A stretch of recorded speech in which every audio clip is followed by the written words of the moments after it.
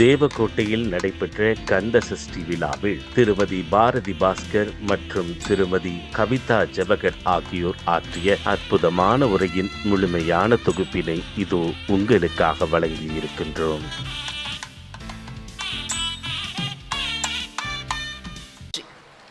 காஞ்சி மாவடி வைகும் செவ்வேள் மலரடி போற்றி, அன்னான் சேவலும் மயிலும் போற்றி, திருக்கைவேல் போற்றி போற்றி.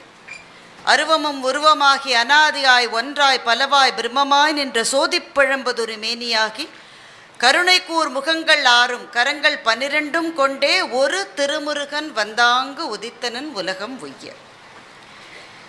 பெருமையும் சிறப்பும் வாய்ந்த கந்தர் சஷ்டி விழா கழகத்தினுடைய 80வது ஆண்டு விழாவில் இன்றைக்கு சஷ்டி திருநாளை கொண்டாடி கொண்டிருக்கின்ற தேவக்கோட்டை வாழ் அனைத்து பெருமக்களினுடைய கமல பாதங்களுக்கும் என்னுடைய தலையை வைத்து வணக்கத்தை தெரிவித்துக் கொள்வதிலே மகிழ்ச்சி அடைகின்றேன்.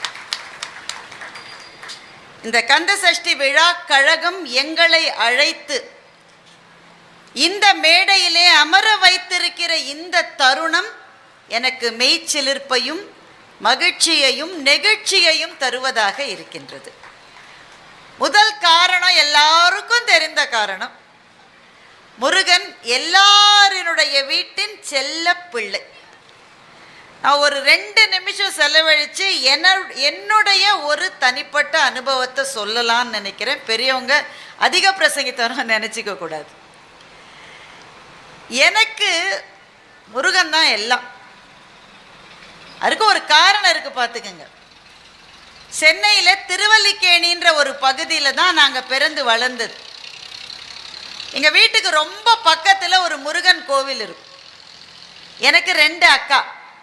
எங்கள் அப்பா எங்கள் 3 பேரையும் தினம் அந்த முருகன் கோயிலுக்கு கூட்டிகிட்டு போவார். எங்கள் அப்பா ஒரு சைக்கிள் வச்சுருந்தார். அவர் வாழ்க்கையில் வேறு வண்டி வசதி எதையும் பார்க்கலைங்க.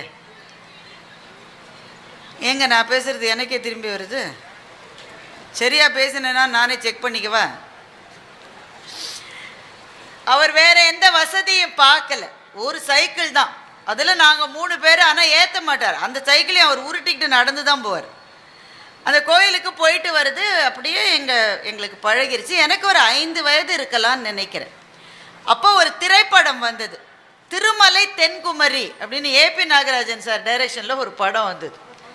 அந்த படத்தில் ஒரு பஸ்ஸில் ஏறி எல்லோரும் கோவிலாக போவாங்க. அதுதான் அந்த கதை. எல்லாம் கோவில்களை காட்டுவாங்க. அதில் ஒரு காட்சி வரும். அந்த பஸ்ஸில் வர ஒரு குடும்பத்தில் ஒரு பையன், அவனுக்கு ஒரு 5 வயசு இருக்கும். அந்த பையன் தொலைஞ்சு போயிடுவான் திடீர்னு. அந்த பையன் தொலைஞ்சு போன உடனே அந்த அப்பாவும் அம்மாவும் முருகன் கோயிலுக்கு அழுவாங்க. அப்போ பையன் கிடச்சிருவான். அது அந்த கதையில் ஒரு சின்ன காட்சி. அது சினிமா முடிஞ்சு வெளியில் வந்த உடனே எங்கள் அப்பா ரொம்ப பெரிய பக்தர் தான், பார்த்துக்குங்க.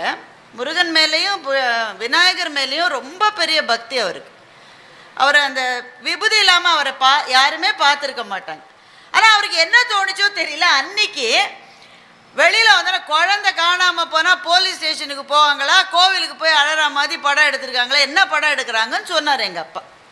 ஏன் அப்படி சொன்னாருன்னு தெரியல, ஏதோ ஒரு வார்த்தை வந்துருச்சு. அதுக்கு அடுத்த நாள் வழக்கம் போல் முருகன் கோயிலுக்கு நாங்கள் போகிறோம். நான் தான் கடைசின்றதுனால ஓடி ஓடி போவேன். நான் அப்போது எப்போவுமே நான் அடங்கினதில் பாருங்கள். எங்கள் வீட்டில் எங்கள் அப்பா சைக்கிளை நிறுத்தி ஸ்டாண்டு போட்டுட்டு வரதுக்குள்ளே நான் முருகனை பார்த்து ஒரு ரவுண்ட் அடித்து வெளியில் வந்துட்டேன். 5 வயசுன்றது ரொம்ப விவரம் தெரியாத வயசில். ஓரளவு அப்பா யார் அம்மா யார் முருகன் யாருன்னு தெரிகிற வயசு தானே. ஆனால் பாருங்கள், அன்றைக்கி என்ன நடந்ததுன்றது எனக்கு சரியாக ஞாபகம் இல்லை. யாரோ ஒருத்தர், எங்கள் அப்பா கொஞ்சம் பருமனாக இருப்பாருங்க, யாரோ ஒருத்தர் அதே மாதிரி சைக்கிளில் தள்ளிட்டு போயிருக்காரு. அது அப்பா தான் நினச்சி அவர் பின்னாடியே போயிட்டானு. அவ்வளோதாங்க எனக்கு ஞாபகம் இருக்குது. இவ்வளவு தூரம் தெளிவாக ஞாபகம் இருக்குது. ஆனால் அதுக்கு பிறகு என்ன நடந்ததுன்னு எனக்கு ஞாபகம் இல்லை. எங்கள் அப்பா எங்கள் அக்காக்கள்லாம் என்னை பார்த்து தேடுன்னு தேடி பக்கத்துலலாம் தேடி வீட்டுக்கு போயிருப்பான்னு வீட்டுக்கு ஓடி எங்கேயும் நான் இல்லை. எங்கள் அப்பாவுக்கு திடீர்னு தோணியிருக்கோம், ஐயோ நேற்றுக்கு இதே மாதிரி ஒரு காட்சி படத்தில் வந்த போது குழந்தை காணுன்னாக்கா முருகன்ட்ட போவாங்களா, போலீஸ் ஸ்டேஷனுக்கு தானே போகணும்னு நான் சொல்லிட்டேனே, முருகன் ஏதோ திருவிளையாடல் விளையாடுறாரான்னு நினச்சி நேராக கோவிலுக்கு போய் முருகா என் பிள்ளை எனக்கு கிடைக்கணும்ப்பான்னு சொல்லி கதறி அழுதுருக்காரு. அவர் அழுது கொஞ்ச நேரத்திலேயே பாருங்க நானா வீடு சேர்ந்துட்டேன். இப்பவும் எனக்கு ஞாபகம் இல்லை எங்கே போனேன். ஒரு 2 மணி நேரம் நான் காணும். 2 மணி நேரம் கழித்து வீட்டுக்கு வந்து சேர்ந்துட்டேன். வீட்டு வாசல் எனக்கு ஆரத்திலாம் எடுத்து என்ன ராஜ மரியாதைன்றீங்க. அப்புறம் என்னை கேட்டிருக்காங்க 2 மணி நேரம் என்ன பண்ணான்னு. நமக்கு அப்போவே கற்பனை அதிகம் பாருங்க. பேச்சாளர்களாக இருப்பவர்கள் வேறு எப்படித்தான் பிழைப்பது. நான் அங்கே போனேன் இங்கே போனேன், முருகன் நேரம் வந்து காட்சி கொடுத்து அள்ளி விட்டுருக்கேன். வீட்டில் மரியாதை ரொம்ப கூடி போச்சு. உண்மையில் என்னவென்றால் அந்த 2 மணி நேரம் என்ன நடந்தது என்று எனக்கு தெரியாது. ஏன்னா வீடும் கோவிலும் இருக்கிற டிஸ்டன்ஸை நீங்கள் பார்த்தீங்கன்னா ஒரு 5 நிமிஷம் கூட கிடையாது. 2 மணி நேரம் அங்கே நான் நின்று இருந்தால் இவங்க கண்டுபிடிச்சிருப்பாங்க. ஏன்னா தேடிக்கிட்டே தானே இருக்காங்க. ஆனால் மற்றவர்களை கேட்டால் என்ன சொல்லுவார்களோ எனக்கு தெரியாது. எங்கள் வீட்டை பொறுத்தவரையில் முருகன் ஒரு விஷயத்தை நமக்கு சொல்ல வேண்டும் என்று உணர்த்த வேண்டும் என்று நினைத்தால் அதை பூடகமாக உணர்த்திவிட்டு பத்திரமா கொண்டு போய் சேர்த்துருவான்றது தான் எங்கள் வீட்டினுடைய நியதி. இன்றைக்கும் எங்கள் அப்பா உயிரோடு இருந்த அந்த நிறைவு நாள் வரையில், அப்பா நான் வெளியில் போயிட்டு வர்றேங்கப்பான்னு சொன்னால் முருகன் விபூதியை வச்சுக்கிட்டு வேலும் மயிலும் துணைன்னு சொல்லிட்டு போயிட்டு வா ஜெயமாகுன்னு தான் சொன்னார். அந்த பழக்கம்தான் இருக்குது. அதனால் என்னுடைய வாழ்க்கையிலேயே அது மாதிரி ஒவ்வொருத்தர் வாழ்க்கையில் நடந்திருக்கும் பாருங்கள். எல்லாருக்கும் ஒரு அனுபவம் இருக்கும். ஆன்மீகம் என்பதை அவரவர்களுக்கு பிரத்யேகமான ஒரு அனுபவம் தாங்க. ஒருவர் சொன்னதை இன்னொருவரால் புரிந்து கொள்ளவே முடியாது. நீங்கள் இதை போய் யார்கிட்ட என் ஃப்ரெண்ட்ஸ்லாம் நான் சொன்னேன், என்ன என் 2 மணி நேரம் பேந்த முழிச்சுக்கிட்டு எங்கேயா நின்று இருப்பேன், அப்புறம் திடீர்னு ஞாபகம் வந்து வீட்டுக்கு போயிருப்பேன், அப்படி தான் சொல்லுவாங்க. ஆனால் அந்த அனுபவத்தின் மூலம் உணர்த்தப்பட்ட ஒரு பாடம் என்பது எங்களுக்கும் எங்கள் குடும்பத்துக்கும் எனக்கும் பிரத்யேகமானது. அதனால் வாழ்க்கையில் கண்முன்னே காட்சி தருகிற பரம் கருணை பேராறாக இருக்கிற முருகன், அவனுக்கான சஷ்டி திருநாளை கொண்டாடுகிற இந்த மேடை ரொம்ப புகழ்பெற்ற ஒரு மேடை. ஏன்னா 80 வருடமாக ஒரு அமைப்பை ஒரு விழாவை நடத்துவது என்பது என்ன சாமானியமா? எவ்வளோ பெரிய விஷயம். அங்கெல்லாம் 1 நாள் 2 நாள் நிகழ்ச்சி நடத்துறதுக்குள்ள மொழி பிதுங்கி படுற பாடு இருக்கே. நம்ம வீட்டில் ஒரு கல்யாணம்னா அப்பா ஆயுசுக்கு ஒரு கல்யாணம் பண்ணாலே 1 வருஷம் நமக்கு டயர்டாக இருக்கு. ஒவ்வொரு ஆண்டும் திருமணத்தை போல இந்த விழாவை நடத்தி வருகின்ற இந்த விழா குழுவினருக்கு முதலில் என்னுடைய 2 கரம் குவித்த வணக்கத்தையும் நன்றியையும் தெரிவித்துக் கொள்கிறேன். நீங்களாம் கம்மியாக கை தட்டினா நாங்களும் கம்மியாக பேசுவோம். அதுவும் இந்த மேடை இருக்கிறதே, என்னுடைய குருவாக நான் நினைக்கின்ற கம்பவாரதி ஐயா அவர்கள் வந்து அமர்ந்து கௌரவித்த ஒரு மேடை இது. எங்களினுடைய நடுவர் என் ஆசிரியர் சாலமன் பாப்பையா அவர்களினுடைய தலைமையில் நானே இங்கு வந்து பேசியிருக்கிறேன். சொற்கவியை அப்படியே அருவி போல கொட்டுகின்ற நெல்லைக்கண்ணன் ஐயா அவர்களினுடைய தலைமையில் இந்த மேடையில் நான் கல்லூரி மாணவியாக இருந்த போதே வந்து நான் பேசியிருக்கின்றேன். அப்படி எத்தனையோ இலக்கிய உலகத்தினுடைய மாபெரும் ஜாம்பவான்களை கண்ட இந்த மேடையில் யார் தருவார் இந்த அரியாசனம் புவி அரசோடு எனக்கும் ஒரு சரியாசனம் என்று என்னையும் நடுவராக வைத்து அழகு பார்க்க வேண்டும் என்று நினைத்த என் தகப்பனாரை ஒத்த ஏஎல்சி ஐயா அவர்களினுடைய பாதங்களுக்கு என்னுடைய வணக்கங்கள். அவர் ஒரு பெரும் கொடையாளர். உங்களுக்கெல்லாம் தெரியும். உங்கள் ஊருக்கு வந்து உங்கள் ஊர்க்காரரை பற்றியே நான் சொல்லணும்னு அவசியம் கிடையாது. எங்கள் மதுரை கம்பன் கழகத்துக்கு பெரும் பொருளுதவி செய்து அந்த கம்பன் கழகம் இன்றளவும் சீரும் சிறப்புமாக நடப்பதற்கான புரவலர்களில் ஒருவராக இருக்கிறவர் திரு ஏஎல்சி ஐயா அவர்கள். சென்னை கம்பன் கழகத்தினுடைய எல்லா நிகழ்ச்சிகளிலும் ரொம்ப ஆர்வமாக பார்க்கின்ற, இலக்கியத்தை நேசிக்கின்ற, அதைவிட முக்கியமாக மனிதர்களிடம் பிரியம் செலுத்துகின்ற ஒரு அருமையான ஒரு நபர் அவர். அவருடைய ஏற்பாட்டினால் தான் நாங்கள் அத்தனை பேரும் இன்றைக்கு இங்கே வந்திருக்கின்றோம். அவருடைய வீட்டை இப்போது தான் நான் பார்த்தேன். இப்படி ஒரு வீட்டை வச்சுக்கிட்டு எப்படி சார் சென்னையில் இருக்கீங்கன்னு கேட்டேன். அவ்வளவு அருமையான அழகான விருந்துபசாரத்தை எங்கள் அத்தனை பேருக்கும் கொடுத்தார். இப்போது என்றில்லை, எப்போதுமே அது அவருடைய இயல்பிலே கலந்தது. அவருடைய இயல்பு மாத்திரமல்ல, அது செட்டிநாட்டு கலாச்சாரத்தினுடைய ஒரு பகுதியே அந்த விருந்தோம்பல் தான். அதில் அந்த அது கோசுமரியா என்னங்க அது கோசுமல்லி, அதில் ஒரு 10 செட்டிநாட்டை ஆச்சுட்டு நான் ரெசிபி கேட்டு நான் வீட்டுக்கு போய் ட்ரை பண்ணேன். ஒரு தடவை கூட நீங்கள் செய்கிற மாதிரி எனக்கு வரமாட்டேங்க. அந்த சுவையே தனி. இன்னைக்கு கொடுத்த அந்த கும்மாயம் என்கிற அந்த இனிப்பு, அப்படிதான் இருக்கணும். இனிப்பு சிலதெல்லாம் வாயில் போட்டால் 2 மூட்டை சர்க்கரை உள்ளே போன மாதிரி திகட்டுது. அது இனிப்பு மாதிரி இருக்கும், இனிப்பு இல்லாத மாதிரி இருக்கும். அப்படி ஒரு அருமையான உணவை எங்களுக்கு கொடுத்தார். அதை விட முக்கியமாக அவருடைய ஆசிகளை இலக்கிய உலகத்திலே இருக்கிற எல்லாருக்கும் எப்போதும் வழங்கி கொண்டிருக்கின்ற பேரன்பு கொண்ட அவருக்கு எங்களினுடைய பிரத்யேகமான வணக்கங்களை தெரிவித்துக் கொள்வதிலே மகிழ்ச்சி அடைகின்றேன். இந்த கந்த சஷ்டி விழா கழகத்தினுடைய தலைவர், துணைத் தலைவர், செயலர், பொருளாளர் உள்ளிட்ட அத்தனை பேருக்கும் எங்களினுடைய வணக்கங்களும் நன்றிகளும். அவர் ஐயா ஏஆர்எல் அவர்களை பலமுறை நான் நேரிலே சந்தித்திருக்கின்றேன். அவருமே என்னை நிறைய கூட்டங்களுக்கு கூப்பிட்டு, அதுவும் பாரதியாரை பற்றி பேசுவதில் அவருக்கு பெரிய மகிழ்ச்சி. பாரதியாரை பற்றி அப்படியே 2 சொல்லுவார், வேறு ஏதாவது தலைப்பு இருக்கும், அவர் சொல்லுவார் பாரதியார் பாடல்களை 2 சொல்லுன்னு சொல்லுவார். அவரினுடைய திருமகனார் ஐயா வணக்கத்துக்குரிய திரு அருணாச்சலம் அவர்கள், திரு சுந்தரேசன் அவர்கள். இன்னும் கம்மியாக எழுதிட்டுறீங்க. இந்த மேடையிலே நான் இதை சொல்லுவதே ஐயா அவர்களினுடைய ஏற்பாடுகளுக்கும் அன்புக்கும் நன்றி. இந்த மேடையில் நான் சொல்லுவது அவர் சுந்தரேசன் ஐயாவுக்கு ஒத்துப்பாரோன்னு தெரில, ஆனால் என்னை பெரிய சங்கடத்திலேருந்து அவர் தான் காப்பாற்றினார். நான் என்றைக்கும் அதை மறக்க மாட்டேன். இங்கே இருக்கிற எல்லா பேச்சாளர்களுக்கும் வேறு வேறு வயசு, அப்படி தானுங்க, வேறு வேறு வயசு. சில பேர் எங்கள் சத்தீஷில் இப்போ தான் பேச வந்திருக்கு. நல்ல தம்பி இப்போ தான் 1 வருஷம் 2 வருஷமாக பேசு. நாங்கள்லாம் எவ்வளோ வருஷம் பேசணும்னு சொல்கிறதில்ல, சொன்னால் எங்கள் வயசை கண்டுபிடிச்சிருவீங்க, அதனால் நாங்கள் சொல்கிறதில்ல. பல்லாண்டு அப்படி நிறைய ரேஞ்சில் இருக்கோம்ல. அதே மாதிரி முன்வரிசையில் இருக்க அவர் ஐயா சோமவல்லியப்பன் ஐயா இருக்காங்க. எல்லாருக்குமே ஒரு விஷயம் தெரியுங்க, நாம் கொஞ்சம் அப்படி லேசாக இன்னும் கூட முளைக்கிற மாதிரி தான் வந்திருப்போம். ஆனால் அதுக்குள்ளேயே நம்ம அமுக்க பார்க்கறதுக்கு என்னென்ன டைப்பாக முயற்சி பண்ணுவாங்க தெரியுமா? இந்த அனுபவம் இல்லாதவர்கள் யாருமே இருக்க முடியாது, அப்படி தானே? நமக்கு யார் நம்மளை வெட்ட முயற்சி பண்ணாங்கன்னு கடைசி மட்டும் தெரியாது.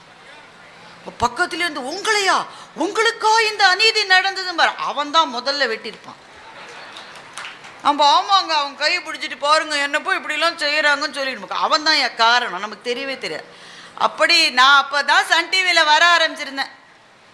இப்போ தான் நான் சன் டிவியில் வந்து கிட்டத்தட்ட 22 வருடங்கள் முடிகிறது. அப்போ தான் வர ஆரம்பித்த புதுசு. அப்போ கூட ஐயா என்னை எல்லா நிகழ்ச்சியிலையும் கூப்பிட மாட்டார், சில நிகழ்ச்சியில் கூப்பிடுவார். அந்த நிகழ்ச்சியில் பாஸாக ஃபெயிலான்றதை வச்சு தான் அடுத்த நிகழ்ச்சி கூப்பிடுவார். அதனால் ஒவ்வொரு நிகழ்ச்சியும் உயிரை கையில் பிடிச்சிட்டு நாங்கள் பேசுவோம். அந்த காலகட்டத்தில் தான் இருந்தேன். அப்படிலாம் நான் ஒன்றும் பெரிய ஆள் கிடையாது. அப்போவே தேவையில்லாமல் சில பேர் ஒரு பிரச்சனையே ஏற்படாது. அந்த டீட்டெயில்ஸ்லாம் நமக்கு வேணாம், இதுக்கு முருகனுக்கான விழா. தேவையில்லாத ஒரு பிரச்சனையை ஏற்படுத்த முயற்சி செய்தார்கள். எனக்கு என்ன செய்யறதுன்னு தெரியல. ஏஆர்எல் ஐயா கிட்ட போய் ஐயா ஒரு பிரச்சனை ஆயிடுச்சு, என்னையா செய்யறதுன்னு. ஒன்றும் கவலைப்படாதீங்க, என் மகனை போய் பாருங்கன்னார். அப்போ திரு ஏஆர்எல் சுந்தரேசன் ஐயா அவர்கள் அந்த ஒரு தூசியை பூன்னு ஊதும்ல, அந்த மாதிரி அந்த பிரச்சனையை காணாமலே போக செய்து விட்டார். அது நடந்து எத்தனையோ ஆண்டுகள் ஆகி இருக்கலாம். ஆனால் எது முக்கியம் என்றால் தகுந்த நேரத்தில் செய்யப்படுகிற உதவிதான் ரொம்ப முக்கியம். சரியான நேரத்தில் காலத்தினால் செய்த நன்றி சிறிதெனும் ஞாலத்தின் மானப்பெரிது. அப்படி ஞாலத்தின் மானப்பெரிய ஒரு உதவியை செய்த அவருக்கு தனிப்பட்ட முறையில் நன்றி சொல்லுவதை விட அவருடைய ஊரில் நடக்கின்ற இந்த புனித விழாவில் வைத்து நன்றி சொல்லுவதை நான் என்னுடைய கடமையாக நினைக்கின்றேன். அவருக்கு மறைந்த அன்னாரினுடைய தகப்பனாரினுடைய ஆன்மாவுக்கும் என்னுடைய நன்றியை தெரிவித்துக் கொள்வதிலே மகிழ்ச்சி அடைகின்றேன். முருகனுடைய சஷ்டி விழா இன்றைக்கு. உங்களுக்கெல்லாம் தெரியாத கதையை நான் சொல்ல போகிறேன்.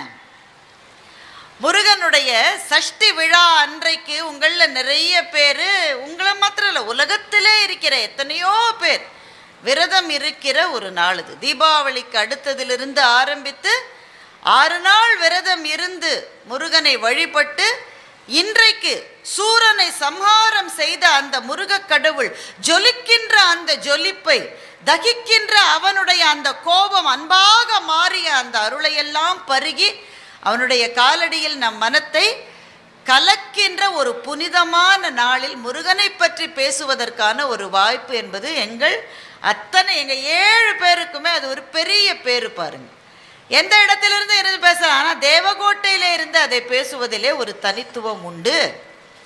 ஏனென்றால் செட்டிநாட்டுக்காரர்கள் தான் உலகம் முழுக்க முருகனுடைய புகழை பரப்ப செய்வதிலே பெரும் பங்கு வகித்தது.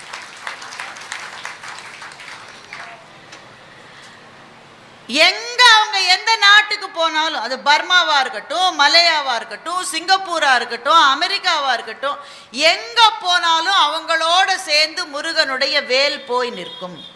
முதல்ல வேல் தான், அப்புறம்தான் உருவம். முருக வழிபாடு என்பதே முதலில் வேல் வழிபாடு தான். வீரவேல், தாரவேல், விண்ணோர் சிறை மீட்ட வேல், வாரி குளித்த வேல், கொற்ற வேல், சூர் மார்பும் குன்றும் துளைத்த வேல் உண்டே துணை என்று சொல்லப்படுகிற வேல்தான் முருக வழிபாட்டுக்கான ஆதாரம். அந்த வேலை வணங்கினால் முருகனை வணங்குவது போல. அதனால தான் பூவை செங்குட்டுவன்ற ஒரு ரொம்ப பெரிய பாடலாசிரியர், வணங்கிடும் கைகளின் வடிவத்தை பார்த்தால் வேல் போல் இருக்குதடின்னு எழுதினார். இப்போ வணங்குகிற கை இப்படி தானே இருக்கு, அந்த கையினுடைய வடிவமே வேலை போன்றதுன்னு அழகான ஒரு பாடலை எழுதினார் பூவை செங்குட்டுவன். வணங்குகிற கையை பார்த்தாலே வேலினுடைய ஞாபகம் வருகிறது. வேலும் முருகனும் ஒன்று. வேல் வேறு, முருகன் வேறு கிடையாது. ஏனென்றால் முருகன் ஞானத்தினுடைய தலைவர். வேலை நீங்க பார்த்தா அதுவும் ஞானத்தினுடைய ஒரு குறியீடு. அது ஏன், அதுக்கு கீழே இருக்கிற கூரான அந்த வேலினுடைய அந்த தண்டை பாருங்கள். அறிவு என்பது அதை போல ஆழமா போகணும். மேல் புல்ல மட்டும் மேய்வது அறிவு அல்ல, ஆழத்திலே போகணும். அதுதான் அந்த வேலினுடைய தண்டு நமக்கு சொல்லுவது. வேலை இப்படி பார்த்தால் நீங்க அகலமா இருக்கும். அறிவு என்பது அகல இருக்க வேண்டும். மேலினுடைய மேல் நுனியை பார்த்தால் கூர்மையாக இருக்கும். அறிவு என்பது, ஞானம் என்பது கூர்மையாக இருக்க வேண்டும். ஸோ கூர்மையாக இருப்பது, விரிந்து பரந்திருப்பது, ஆழங்களையும் அகலங்களையும் போய் தொடுவது என்ற 3 பண்பும் கொண்ட அந்த வேல்தான் ஞானத்தினுடைய குறியீடு. என்றால் முருகப்பெருமான் ஞானத்தினுடைய தலைவன்.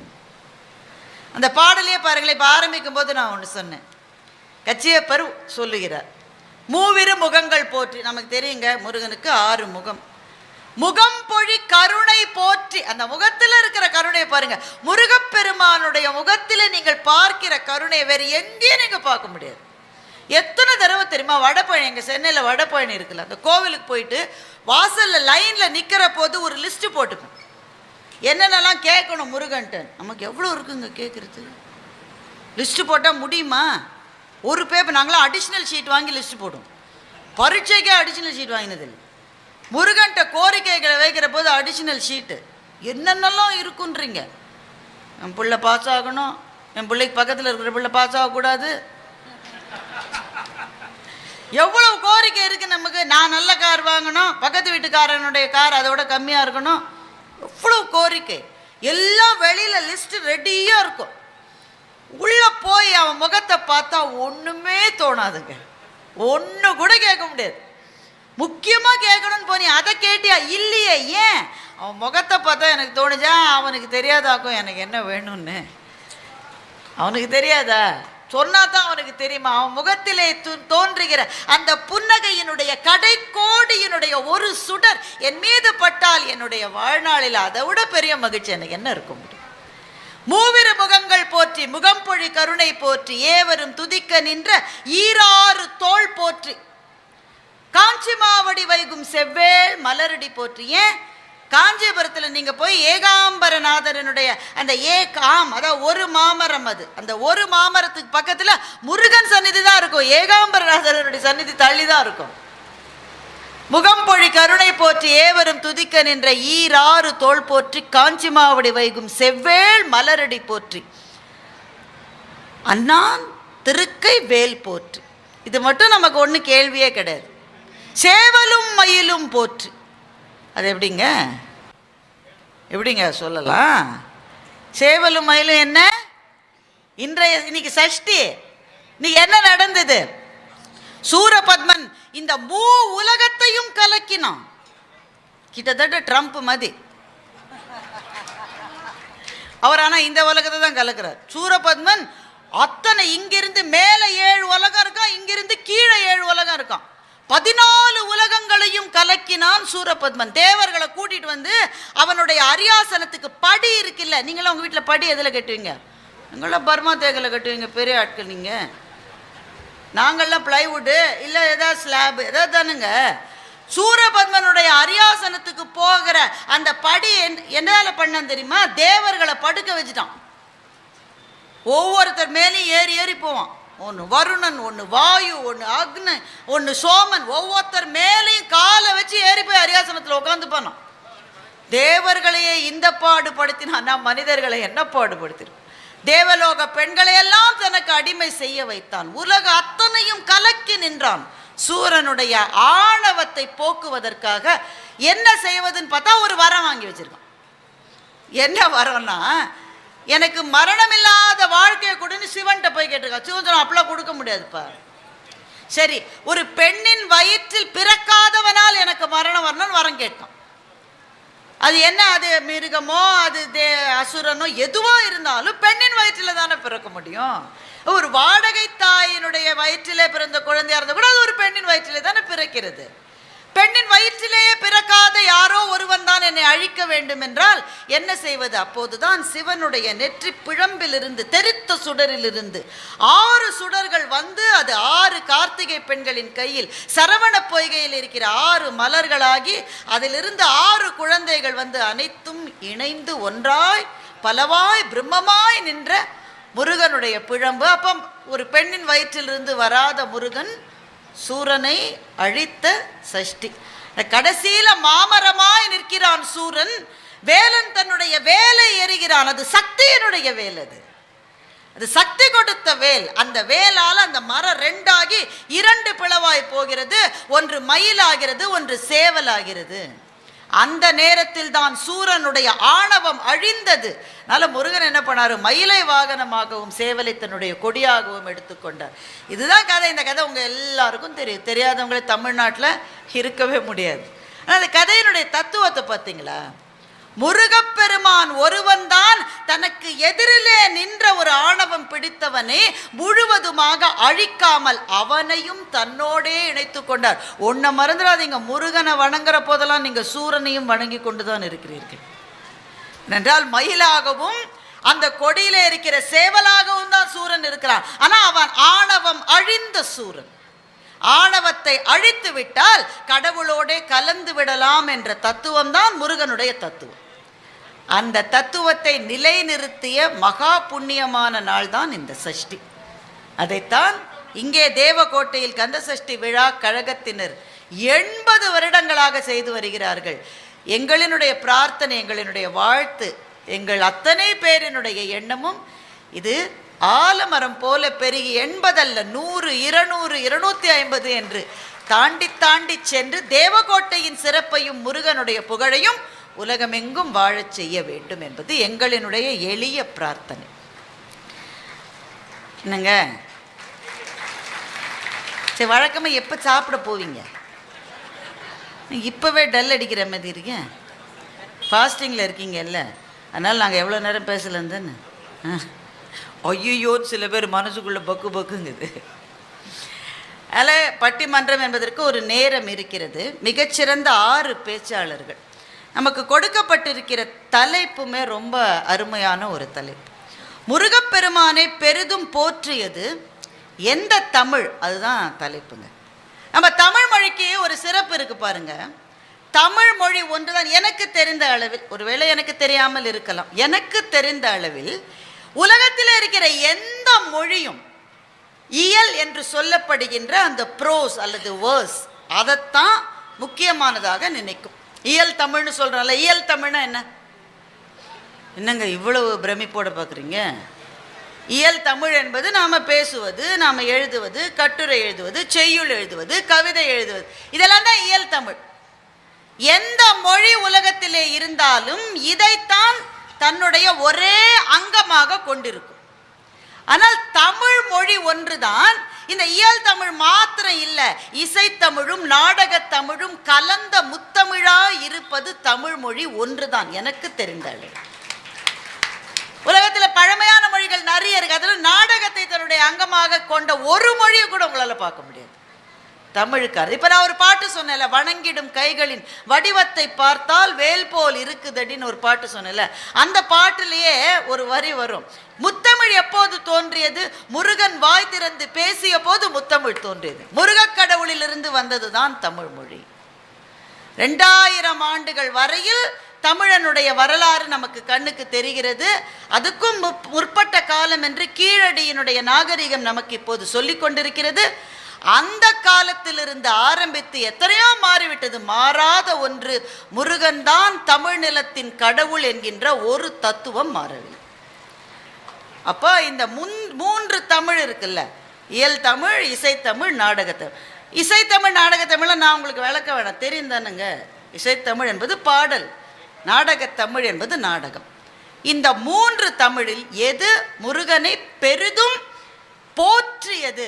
இல்லை, ஒரு தன்னுடைய பேச்சால் பாட்டை நிறுவனம், பார்த்தீங்களா? அதுவே ஒரு முரண் தானே. பேசுறாங்க, அது இயல் தான், ஆனால் இயலால் இசையை நிறுவனம். எவ்வளவு அழகா செஞ்சு எங்களுக்கு இங்கே இதயத்தில் இருக்கிறது. அதனால எனக்கு பேப்பர் வேணாம்னு சொன்ன முறை நானே 2 பேப்பர் வச்சிருக்கேன். இப்போ அந்த பேப்பர் என்ன செய்யறதுன்னு தெரியல, ஆனால் நேரம் தான் குறிச்சிருக்கேன், வேற எதுவும் குறிக்கல. நெஞ்சத்திலிருந்து வருவது இசை இல்லையா? அதனால தானே எங்க பாரதி சொன்னா, பாட்டினை போல் ஆச்சரியம் பாரின் மிசை இல்லையடா.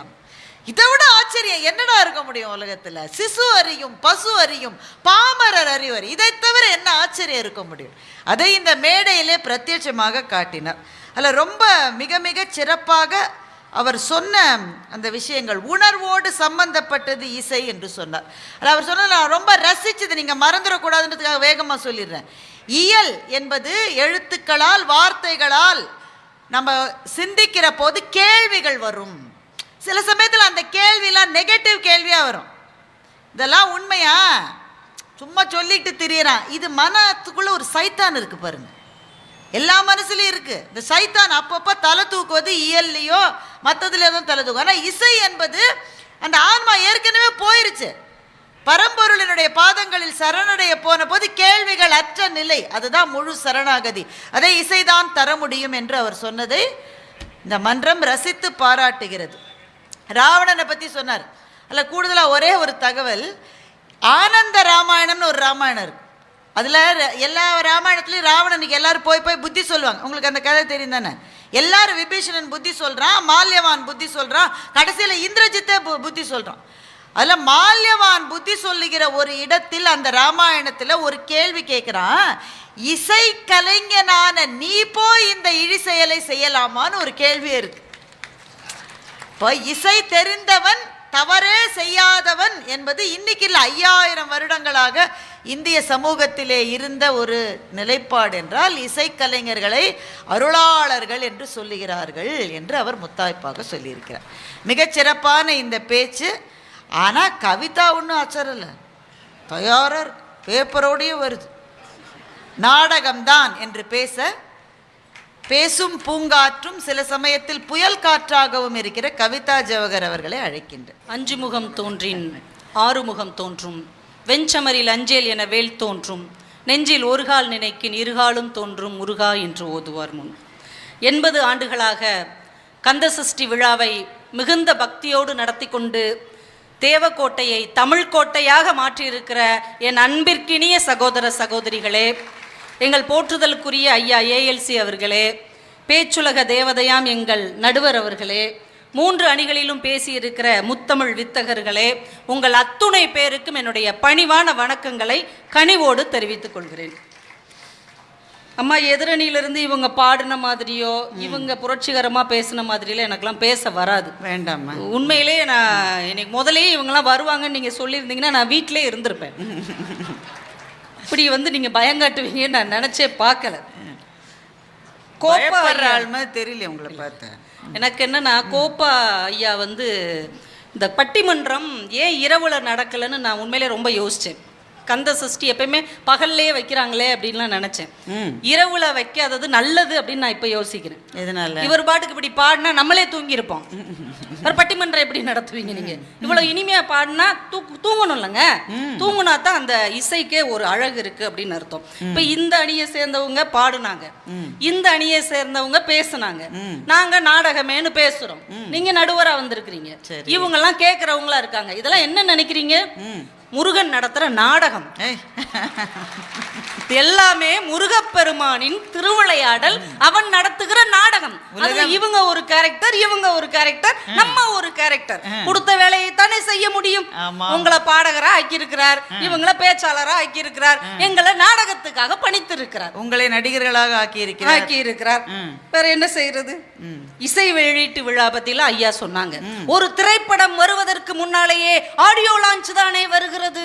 அப்படிதான் வர முடியும். அப்பமே கதையை சொல்லிட்டு எவனா படம் பார்க்க வருவானா? ஒரு சீன் கூட வெளியில வராம எவ்வளவு பெரிய செட்டு போட்டு படம் எடுக்கிறாங்க. கதையோ அந்த காட்சியோ, எந்த காட்சிக்கு எந்த நடிகர் வராங்கிறதோ காட்டாம வச்சிருந்தாதான் அது திரைப்படம். ஆடியோ லான்ச்ல வர பாட்டு சினிமாலயே வர மாட்டேங்குது. ஆமா, அந்த பாடின பாடகி அங்க பாடி இருக்க மாட்டாங்க. ஆமா, அதை விட இந்த ஃபேமஸ் ஆயிட்டு போயிருக்கும். அதனால இதெல்லாம் இது ஒரு திருவிளையாடல் வைங்களேன். இதுவும் முருகன் நடத்துகிற ஒரு நாடகம். ஆமா, இசைங்கிறது, அந்த இசை வெளியீட்டு விழாங்கிறது ட்ரெய்லர். அந்த சினிமா இருக்கு இல்லையா, நாடகம் இருக்கு இல்லையா, அதுதான் மெயின் பிக்சர், அதுதான் படத்தின் மையக்கரு. அவர் அதுக்கு போல ஆடியோ லான்ச்சுக்கு போயிட்டு திரும்பி வந்துட்டாரு. அவருக்கு இடம் கிடைச்சிருக்காரு. நீங்க பாருங்களேன், அவர் சொன்னார் இசையை நீங்க கண்ணை மூடிட்டு கூட கேட்க முடியும். ஒத்துக்கிறீங்க? இப்ப ஒரு பேச்சை கேட்கறதுக்கு காது மட்டும் போதும். இப்ப சிவசதீஷ் பேசுறோம்னா நம்ம காதை கழட்டி வச்சுட்டு போயிடலாம், அது பாட்டு கேட்டுட்டே இருக்கும். ஐயா பாடுறாரு, கொடூரமா இல்லைங்க, காதை மட்டும் கொடுத்துட்டு நம்ம பாட்டு பேசாம உட்காந்துருக்கலாம் வைங்களேன். காது கொடுக்கறதுன்னு தானே சொல்றோம். ஐயா பேச்சுக்கு நம்ம அதே மாதிரி கண்ணை மூடிட்டு கேட்கலாம். ஆனா நாடகத்தை கண்களால் ரசிக்கலாம், காதால ரசிக்கலாம், சபாஸ் அப்படின்னு வாயால சொல்லலாம், கைதட்டி ஆரவாரம் செய்யலாம். எல்லா புலன்களும் மகிழ்ச்சி அடைகிற ஒரு தமிழ் என்றால் அது நாடக தமிழ். அதுதானே முருகனை போற்றும். ஐயா ராவண காவியம்லாம் பாடிக்கிட்டு இருக்கிறார். அந்த ராவண காவியத்தையே நாடகமாக ஆக்கி RS மனோகர் 1000 மேடைக்கு மேல ஜெயிச்சிருக்கிறார்னா நாடக தமிழ் தாங்க எளிய மக்களுக்கு கொண்டு போச்சு. இலங்கேஸ்வரன் கொண்டு போனாரா இல்லையா? படிக்காத பாமர மக்களுக்கு ராவணனை பத்தி தெரியறதுக்கான வாய்ப்பை நாடக தமிழ் தானே தந்தது. அப்புறம் எங்க தம்பி எல்லாம் சொன்னார், கச்சியப்பருக்கு ஒரு இக்கட்டு வந்த போது முருகப்பெருமானே வந்தான்னு சொல்றோம்ல, இது முருகப்பெருமான் ஆடிய திருவிளையாடல் தானே. அதுவும் நாடகம். ஆமா, அதுவும் நாடகம் தான். எல்லாமே நாடகத்துக்குள்ள அடக்கம்மா. உலகமே ஒரு நாடக மேடை. நம்ம எல்லாம் நடிகர்கள். இதுல என்ன புதுசா நீங்க தனித்தனியா ஒரு பார்ட் வாங்குறீங்க? இதுல இவங்க எல்லாம் சொன்னாங்க, இவங்க வெற்றிவேல் முருகனுக்கு. அப்ப எனக்கும் சொல்றாங்க, சந்தோஷமா இருக்கு. அது வேற, நம்மளுக்கு சொல்லாம கொஞ்சம் கம்மியா சொல்றாங்க, இருந்தாலும் சொல்றாங்க. என்ன இருக்க, நான் சொல்றேன், நல்லா சொல்றீங்களா? வெற்றிவேல் முருகனுக்கு. அப்பாடா, இப்பதான் சேர்ந்திருக்காங்க. இப்ப இவங்க சொல்லும் போதும் அவங்க அரோகரான்னு சொன்னாங்க. சரி, இவங்க பாடலா சொல்லும் போதும் அரோகரான்னு சொன்னாங்க. இவங்க 2 பேர் சிரமப்பட வேண்டி இருந்தது, கை தட்டினாங்க. ஆனா இங்க ஒரு அழகான குழந்தைய கொண்டு வந்து முருகன் மாதிரி வேஷம் போட்டு கையில ஒரு வேல் கொடுத்துட்டா அந்த குழந்தை பேசவே வேண்டாம், எம்பெருமான் முருகனே வந்துட்டான்னு கை தட்டி அரோகரா சொல்லுவாங்களா இல்லையா? அருமை அருமை. அதுதாங்க நாடகத்துடைய பலம். இங்க சித்ரா அம்மா சொன்னாங்க, இவங்க டேஷ் அப்படின்ட்டாங்க. அவங்க வாட்டுக்கு போற போக்குல சுக்குக்கு மிஞ்சின மருந்தும் இல்லை, டேஸுக்கு மிஞ்சின சாமியும் இல்லைன்ட்டு. ஆனா முருகனுக்கே டேஸ் போட்ட ஒரே ஆளு நீங்க தான். நான் உண்மையிலே பதறி போயிட்டேன், என்ன தப்பான வார்த்தையா இருக்குமோ அப்படின்னு. அப்படிலாம் நீங்க டேஷ் போடணும்னு அவசியமே இல்லை. நாடக தமிழ்ல திருச்செந்தூர் முருகன் படத்தை காமிச்சிட்டா போதும், சுப்பிரமணியரா அவங்க வீட்டுக்காரர் இருப்பாரு, குடும்பம் இது ஒரு பெரிய மேட்ருன்ட்டு போயிட்டே இருப்பாங்க. எனக்கு ஒரு ஆச்சரியம், பட்டிமன்றத்துல படத்தோட அம்மா வர முடியும், அவங்க நாடகத்துல இருந்தா வரலாம்ல. இப்ப இவங்க எல்லாருமே பேச்சு கலையில வல்லுநர்கள், இசையோடு பாடுவதில் பேசுவதில் இவங்க 2 பேரும் மிகப்பெரிய வல்லுநர்கள். இப்ப இதுக்கு முன்னோடியா இருந்தவர் யாருங்க நம்ம தமிழ் உலகத்துல? வாரியார் சுவாமிகள் தானே. வாரியார் சுவாமிகள் இசையோடு இயலை பேசக்கூடியவர். ஆனா ஏன் அவர் திரைப்படத்துல நடிச்சார்னு நினைக்கிறீங்க? திரைப்படத்தில் நடிச்சாரா இல்லையா? துணைவன் ஒரு படம், தெய்வம்ங்கிற ஒரு படத்துல எல்லாம் அவர் திரைப்படத்துல நடிச்சார். ஏன்? இயல் புரியாத, இசை தெரியாத சாதாரண மக்களுக்கும் அதிக அளவில் உலகம் முழுக்க இந்த தமிழை கொண்டு செல்ல வேண்டும் என்றால் நாடக தமிழால் தான் அது சாத்தியம் என்று எங்கள் வாரியார் சுவாமியை ஒரு வழிகாட்டி இருக்கிறார். அதனால நீங்க 3 பேரும் அடுத்து சினிமாலையும் நடிச்சிருங்க. ஆமா, அப்பதான் நீங்க உலகம் முழுக்க இந்த தமிழை கொண்டு போக முடியும். நீங்க ஒரு படம் எடுங்க. ஆமா, நான் நஷ்டப்பட்டு தெருவில் நிக்கிறதுக்கு. அப்ப யாரோ ஒருத்தர் நஷ்டப்பட்டு இவங்க நடிக்கணும். நல்ல ஒருத்தர் எடுத்தாருன்னா ஜெயிச்சிருவார் இல்லையா? எனக்கு எடுக்க தெரியாதுல்ல, எனக்கு பேச மட்டும்தான் தெரியும். இன்னொன்னு யோசிச்சு பாருங்க, இயலை அவங்க 1 மணி நேரம் பேசினா கேட்கலாம், 1.5 மணி நேரம் பேசினா கேட்கலாம், 5 மணி நேரம் பேசினா கேட்பீங்களா யாராச்சும்? மேம் நீங்களே, நீங்க தமிழ்நாட்டின் நம்பர் 1. ஏற்கனவே எல்லாரும் பயந்து போயிருக்காங்க, முடிப்பாங்களா மாட்டாங்களான்னு. அப்படிப்பட்ட பெரிய பேச்சாளராக இருந்தாலுமே 5 மணி நேரம் பேசுறத யாராவது கேட்பாங்க? கேட்க மாட்டாங்க. மிகப்பெரிய இசை வல்லுநரே இருக்கிறார், 6 மணி நேரம் அவர் பாடிக்கிட்டே இருக்கிறார், உங்களால கேட்க முடியுமா? ஆனா நம்முடைய வள்ளி திருமண நாடகத்தை விடிய விடிய விடிய கேட்டு கறங்கி கிடந்த கூட்டம் சார் இது. காலையில 4 மணிக்கு தான் முருகனே வருவார்.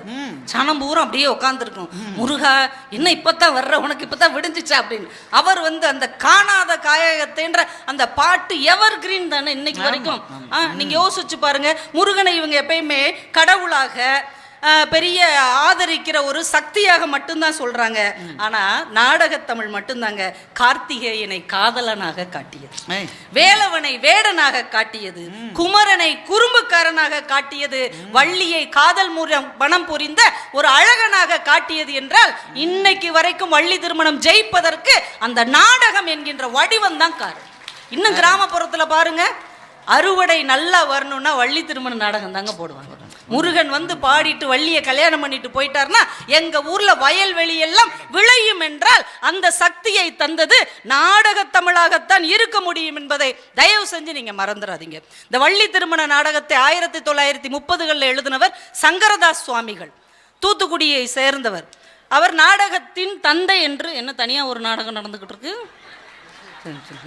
பதட்டம் பசஷ்டம் இருக்கு, எல்லாம் ஒரு நாடகம், அதில் இதுவும் ஒரு காட்சி. சங்கரதாஸ் சுவாமிகள் தான் தமிழ் நாடக கலையின் தந்தைன்றாங்க. அவர் தான் வள்ளி திருமண நாடகத்தை எழுதுறார்.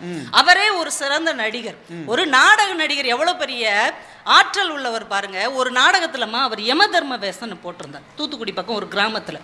விடிய காலையில அவருடைய வேஷம் முடிஞ்சு தண்ணி குடிக்கிறதுக்காக ஒரு கிணற்றடிக்கு வந்திருக்காரு யமனா. யம தர்மனா நின்றுருக்காரு. அப்பதான் தண்ணி குடிக்கிறதுக்காக வந்த கிணற்றடிக்கு வந்த ஒரு கர்ப்பிணி பெண் நெஜ யம தர்மன் தான் வந்துட்டான்னு அதிர்ச்சி அடைஞ்சு கத்தி விழுந்து இறந்து போயிட்டாங்க.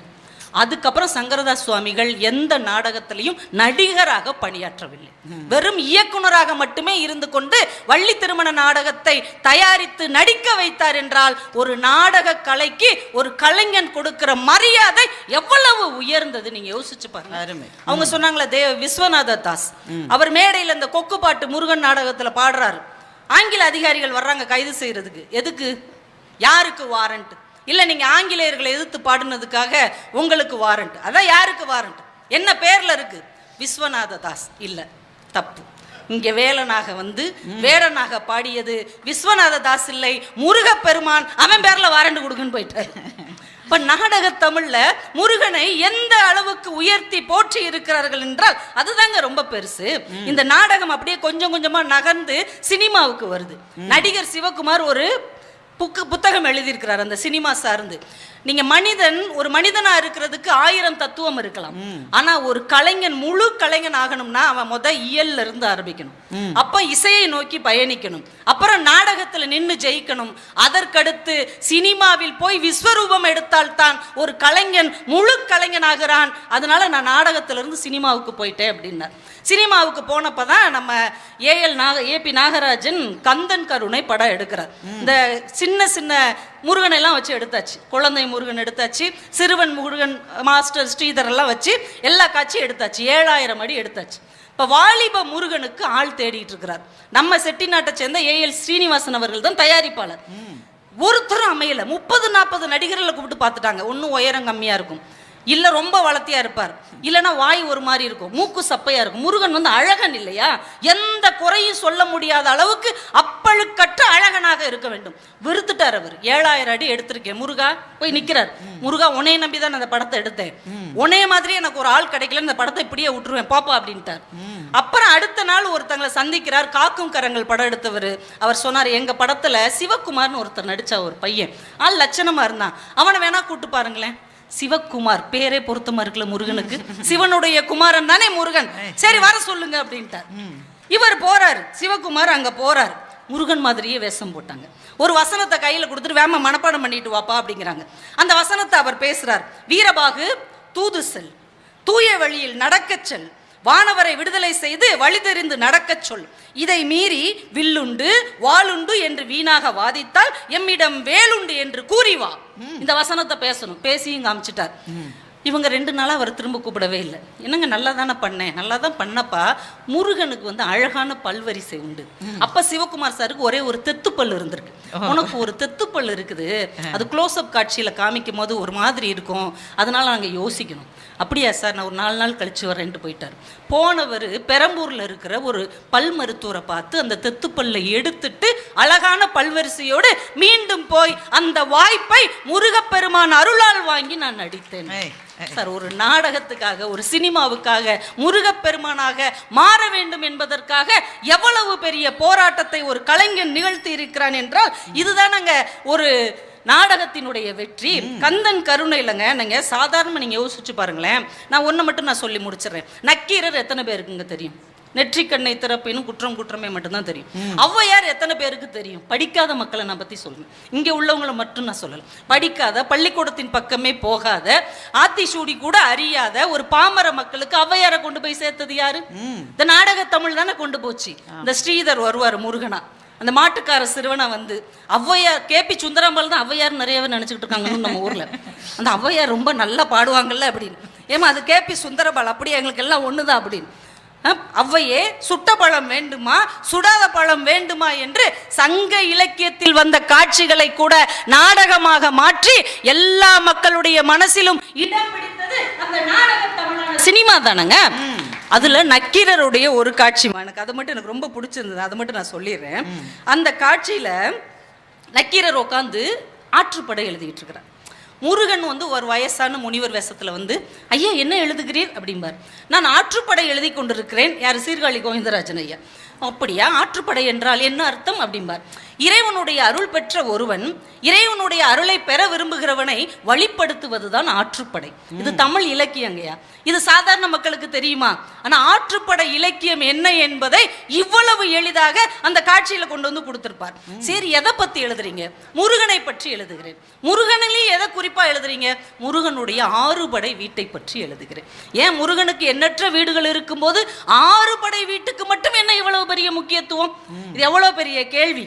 இது எவ்வளவு படிக்கணும், இது எவ்வளவு இசையோட சொன்னா உள்ள வாங்குறது கஷ்டம்.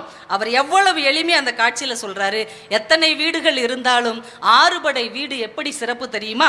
ஒன்று நின்றது, அமர்ந்தது, முருகன் எழுந்தது, முருகன் மணந்தது, முருகன் புரிந்தது, முருகன் தந்ததுன்ற. முருகனுக்கே புரியல. என்னையா சொல்ற நீ? பாட்டுக்கு நின்றது, அமர்ந்தது, எழுந்தது, புரிந்தது, தந்ததுன்னா எனக்கு புரியலையே அப்படின்னார். உடனே அவர் சொன்னார், நின்றது என்றால் கனிக்காக கோபித்துக் கொண்டு பழனி மலையில் நின்றது ஒரு படை வீடு. அமர்ந்தது தந்தைக்கே குருவாக தானே குருபீடத்தில் அமர்ந்தது சுவாமி மலை. சூரனை ஒழிக்க வீறு கொண்டு எழுந்தது திருச்செந்தூர் என்கின்ற படை வீடு. தெய்வானையை மணந்தது திருப்பரங்குன்றம் என்கின்ற ஒரு வீடு. வள்ளியை காந்தர்வ மனம் புரிந்தது திருத்தணி என்கின்ற வீடு.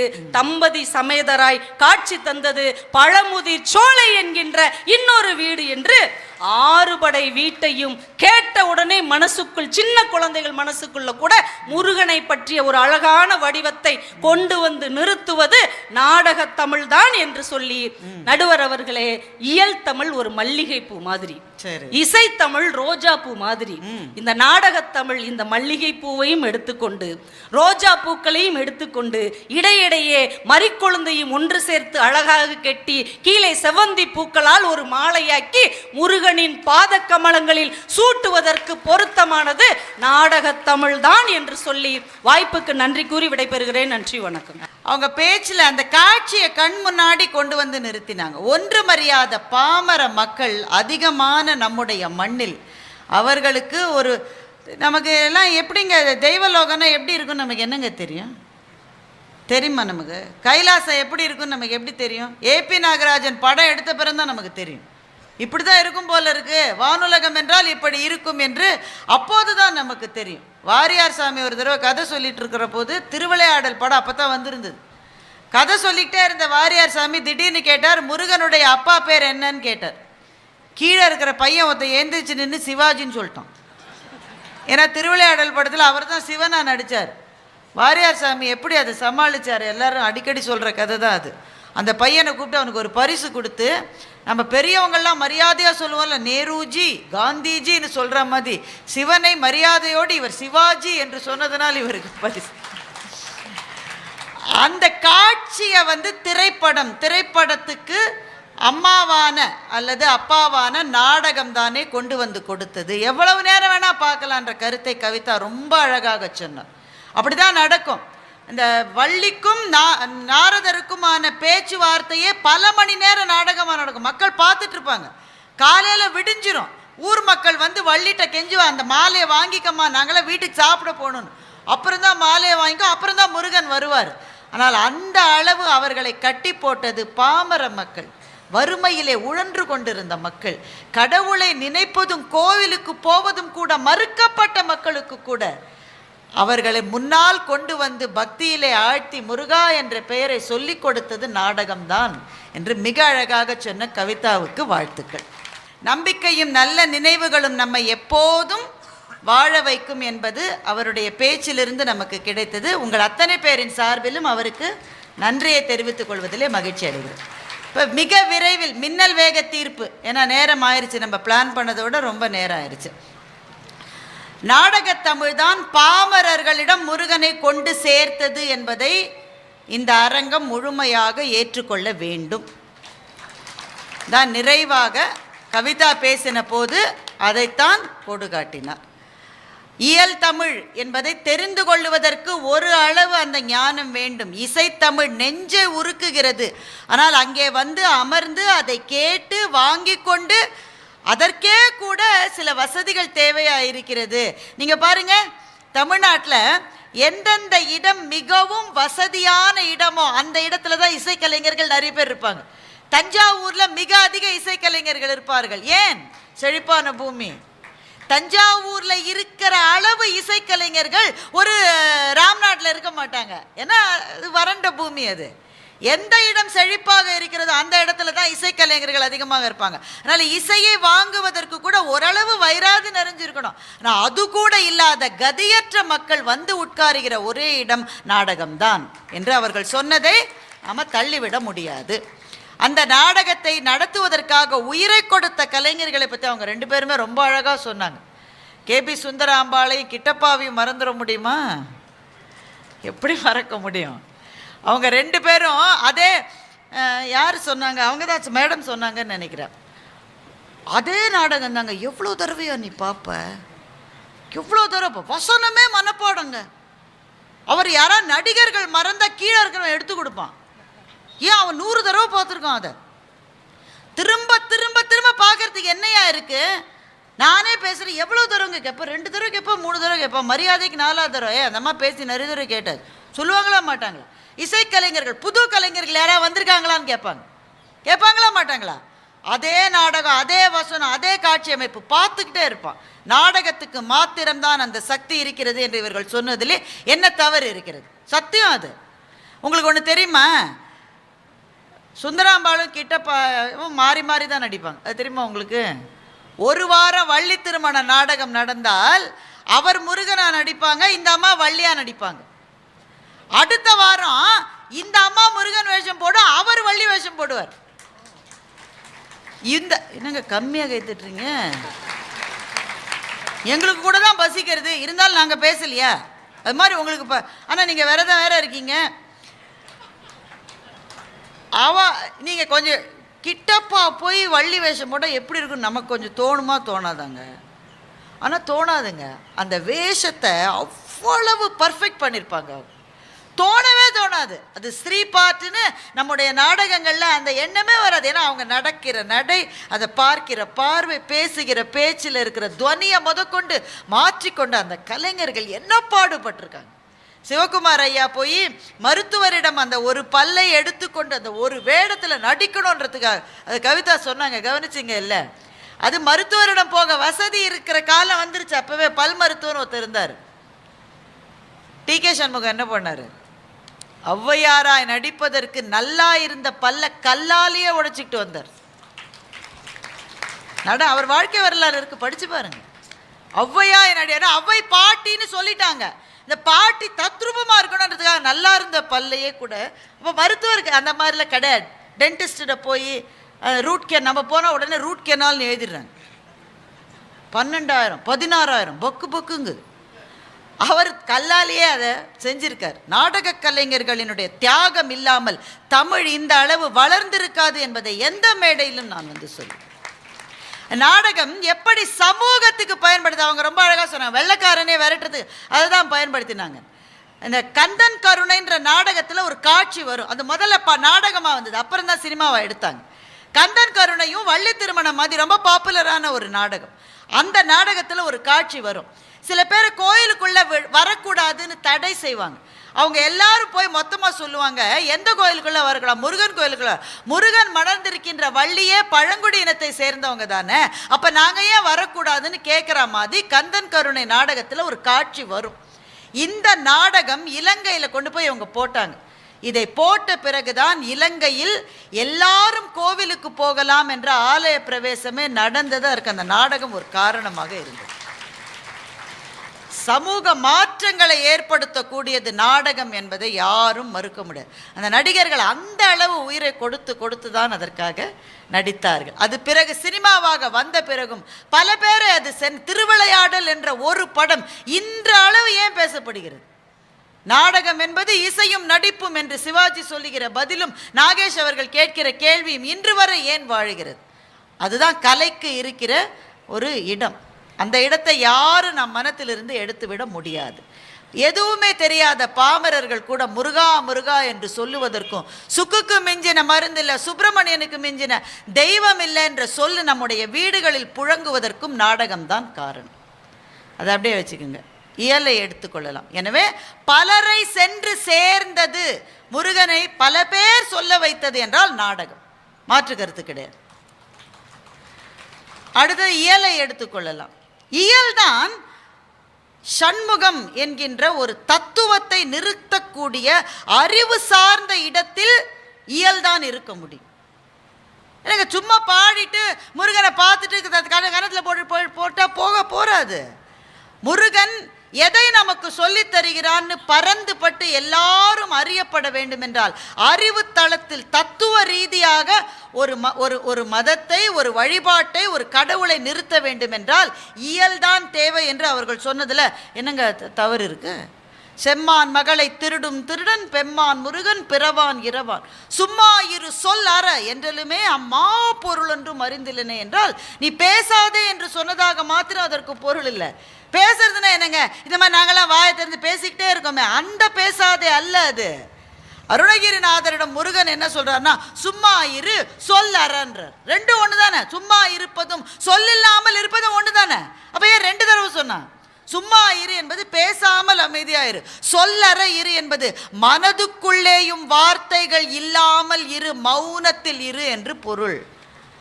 அந்த மௌனத்தில் இருக்கிற போதுதான் முருகப்பெருமானுடைய திருவடி நெஞ்சம் என்கின்ற தாமரைக்குள் தோன்றும் என்று முருகனே வந்து அருணகிரிநாதரிடம் சொன்னார்கள். ஒன்று உங்களுக்கு தெரியுமா?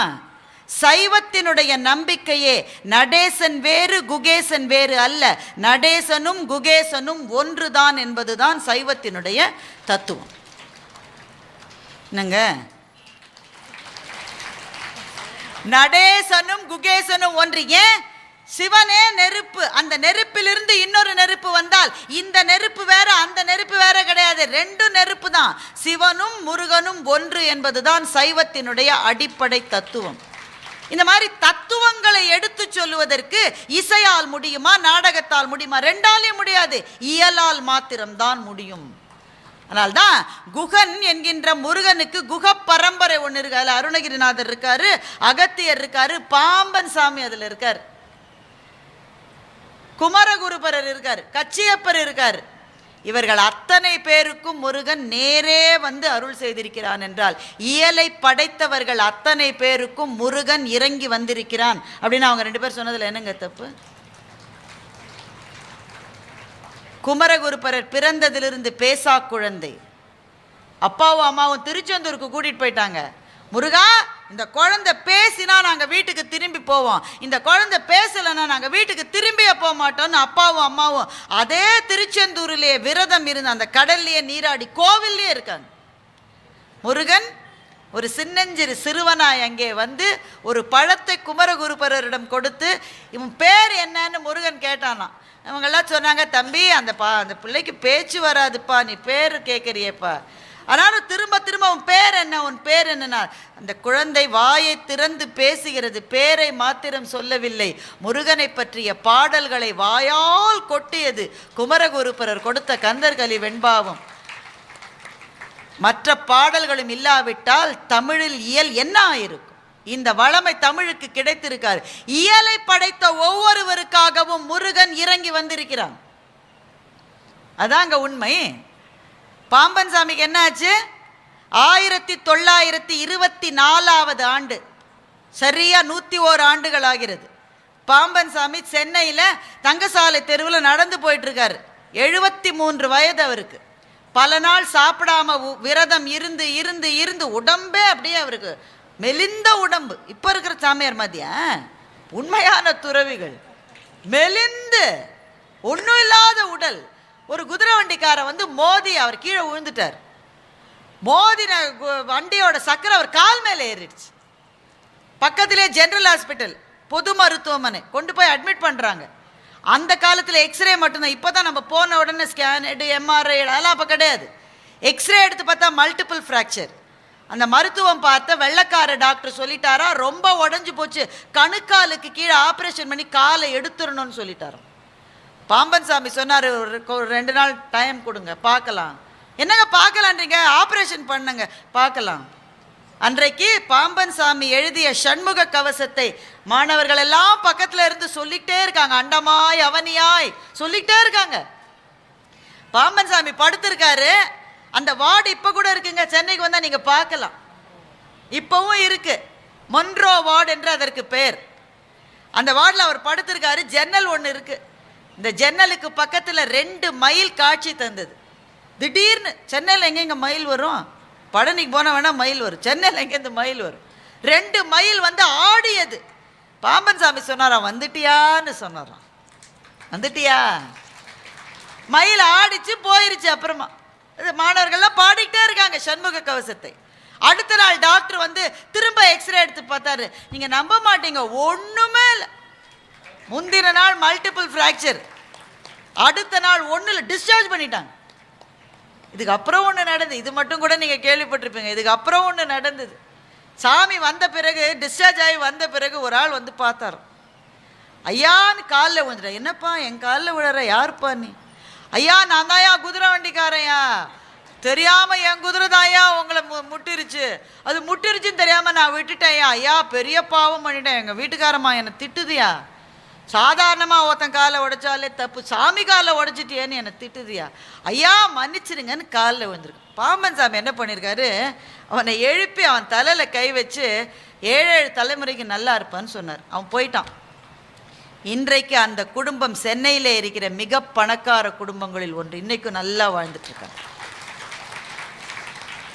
சரி, இவங்க தான் குகப்பரம்பரைன்னு நான் அதனால தான் சொல்கிறேன். குமரகுருபரரிலிருந்து, பாம்பன் சாமியிலிருந்து, அருணகிரிநாதரிலிருந்து, முன்னே வந்த அகத்தியிலிருந்து கந்தனை பாடியவர்கள், அந்த பரம்பரை தான் குகப்பரம்பரை. ஒவ்வொருத்தருக்கும் முருகன் இறங்கி வந்திருக்கிறான். அப்ப இயலை பாடிய ஒவ்வொருவருக்கும் இவங்க போகல, அவனே இறங்கி வந்திருக்கான்னா இயல் எவ்வளவு சிறப்புடையதுன்னு அவங்க 2 பேரும் பேசினதுல என்னங்க தப்பு?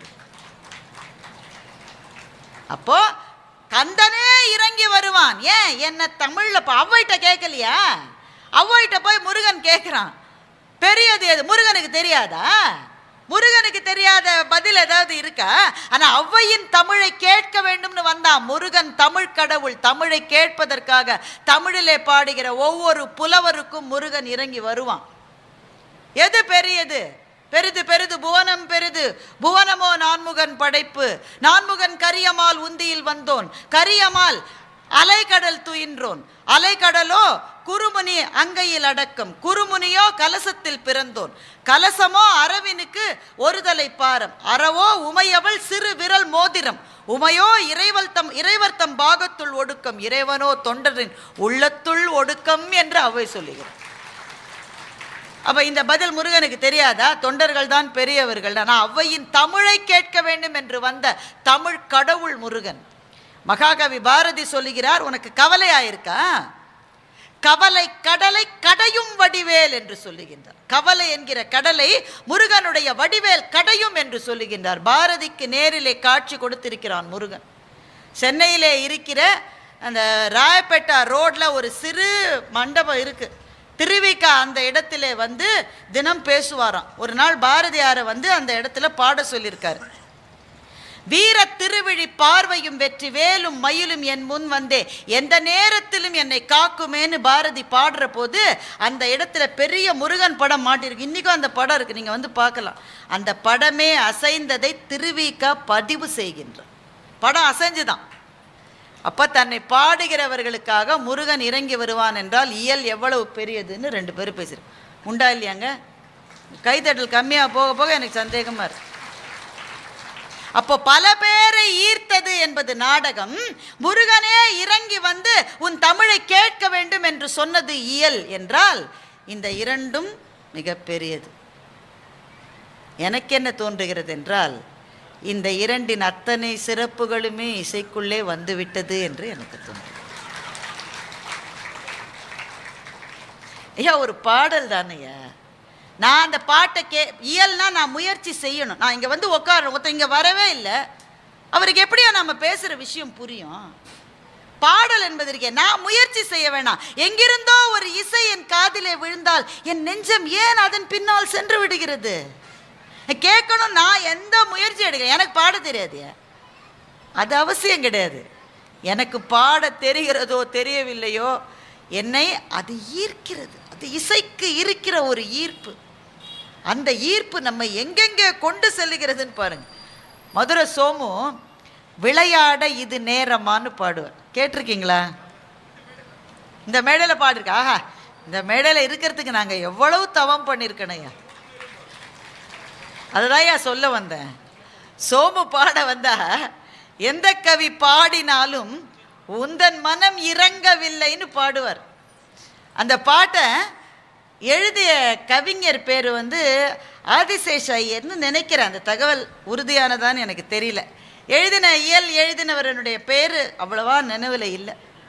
எந்த கவி பாடினாலும் உந்தன் மனம் இறங்கவில்லை, இன்னும் என்ன சோதனையோ முருகான்னு சொல்லும்போது நம்ம ஒவ்வொருவர் மனசுலையும் முருகா இன்னும் எவ்வளவு நாள்டா என்ன சோதனை செய்ய போறேன்னு நம்ம கண்ணு கலங்குதா இல்லையா? எனக்கு பாட தெரியாது, ஆனால் அந்த பாட்டை கேட்கிற போது அந்த முருகன் வந்துருவான்ற ஒரு நம்பிக்கையை அந்த இசை கொடுக்கிறது அல்லவா? சோமு அவர்கள் பாடிய போது நீங்கள் 3 மணின்னு சொன்னீங்க ஐயா, உண்மை அது. ஆமாம், மதுரையில் ஒரு தடவை பாடினாராம் ஐயா, 4 மணி காலையில். இந்த நாடகம் நடக்கிற மாதிரி தான் 4 மணி. ஏன் முடிக்க மாட்டேங்கிறாரு? இன்றைக்கெல்லாம் கச்சேரி 1.5 மணி நேரத்துக்கு அப்புறம் எல்லோரும் வாட்சி பார்க்குறோம். அவங்க ஏன் முடிக்கல? அவருமே ரொம்ப உடல் பலம்லாம் கொண்டவர் இல்லை, தளர்ச்சியானவர். ஏன் பாடுறாரு? மக்கள் கெஞ்சுறாங்க, ஐயா அந்த பாடு பாடுங்க, ஐயா இந்த பாடு பாடு. எல்லாரும் கடைசியில் எந்த கவி பாடினாலும் பாடுங்கய்யான்ற அந்த பாட்டினுடைய ஆவேசத்தில் மக்கள் முந்தி அடிக்கிறாங்களாம். அதை பதிவு பண்ணுறவர் சொல்கிறாரு, ஒரு ஜட்கா வண்டிக்காரர், அவர் சவாரிக்காக நிற்கிறார். எதுக்கு? கச்சேரி முடிஞ்சிட்டு சவாரிக்கு வருவாங்கன்னு நிற்கிறார். அவர் கொஞ்சம் கொஞ்சமாக பாட்டு கேட்க வரலையா? அவர் சவாரிக்கு வந்திருக்கார். கச்சேரி முடிஞ்சு அவன் கேட்பான், 1-2 கூடுதலாக வாங்கலான்னு வந்திருக்காரு. பாட்டு கேட்க கேட்க கேட்க குதிரையும் விட்டார், வண்டியையும் விட்டார், வந்து வந்து வந்து வந்து முன்னாடி உட்காந்துட்டார். அவர் வேணும்னு வரல. அந்த காலம் நான் சொல்கிறது இந்த காலம் கிடையாதுங்க. அந்த காலம் முன்வரிசையில் உட்கார்ந்துருந்தவர் ஒரு ஜமீன்தார். இவர் அவர் பக்கத்தில் உட்காந்துட்டார். அந்த காலத்துலலாம் அது வாய்ப்பு கிடையாது. ஒரு கட்டத்துக்கு பிறகு அந்த பதிவு பண்ணுறவர் எழுதுறாரு, ஜமீன்தார் ஜட்காக்காரன் தொடையில தட்டி தாளம் போடுறாராம், ஜட்காக்காரன் ஜமீன்தாரை கட்டிக்கிறாராம். இன்னொரு சந்தர்ப்பத்தில் ஜட்காக்கார ஜமீன்தார் பக்கத்தில் போனால் அடிச்சிருப்பாங்க. அது அந்த காலம். ஆனால் இசை என்பது எதிரில் இருக்கிற அத்தனை ஆன்மாக்களையும் ஒன்றாக்கி பாடுகிறவருடைய ஆன்மாவோடு சேர்த்து முருகப்பெருமானனுடைய திருவடிகளுக்குள் எடுத்துக்கொண்டு சென்று விடும் என்றால் அதனுடைய சக்திக்கு ஈடோ இணையோ இல்லை என்று என்னுடைய சிற்றறிவுக்கு தோன்றுகிறது. தேவர் என்பவர் நிறைய படம் எடுத்தார். முருகன் படமாக எடுப்பார், முருகன் படமாக இருப்பார். தெய்வம்னு ஒரு படம் எடுத்தார். குன்னக்குடி விஸ்வநாதன் தான் மியூசிக்கு. கண்ணதாசனை கூப்பிட்டு டியூன் போட சொன்னார். இவர் குன்னக்குடி வைத்தியநாதன் ட்ரிக்கியாக டியூன் கொடுத்தா கவிஞர் என்ன செய், இந்த மண்ணுக்கு கண்ணதாசனை பற்றி பேசணும்னு தம்பி சொன்னார் இல்லை, ட்ரிக்கியாக டியூன் கொடுத்தா கவிஞர் என்ன பண்ணுவாருன்னு குன்னக்குடி வைத்தியநாதன் டியூன் கொடுக்குறாரு. தனனன தனனன தனனன தனனன தனனன தனனன தனனன தனனன. எப்படியா பாட்டு எழுதுவீங்க? இதுதான் டியூனு. ஒரு செகண்ட் கூட விடாம கண்ணதாசன் சொன்னார், பனியதி மலையதி நதியதி கடலதி சகலமும் உனதுரு கருணையின் எழில்வலின்னு எழுது. ஒரு செகண்ட் கூட கேப்பில். இந்த பாடல் எங்கிருந்து வந்தது என்றால் முருகனிடமிருந்து தான் வந்திருக்க வேண்டும், வேறு வழி இல்லை. எனவே பாமரர்களை நாடகம் ஈர்க்கிறது. தத்துவ ரீதியாக உண்மைகளை நிலவுவர்களுக்கு இயல் தேவையாக இருக்குது. ஆனால் இதுவும் அதுவும் இதை தாண்டி இருக்கிற அத்தனை பேரினுடைய நெஞ்சத்தையும் இறைவனின் பாதத்தில் கொண்டு போய் சேர்ப்பதற்கு இசைக்கு இருக்கிற சக்தி வேறு எதற்கும் இருப்பதாக எனக்கு தெரியவில்லை. இந்த பதிவை குறித்து உங்களுடைய கருத்துக்கள் வரவேற்கப்படுகின்றன. மறவாது ஐதர்மபுரி சேனலை சப்ஸ்கிரைப் செய்து பாருங்கள். இந்த நாள் இனிய நாளாக அமைய வாழ்த்துகின்றோம்.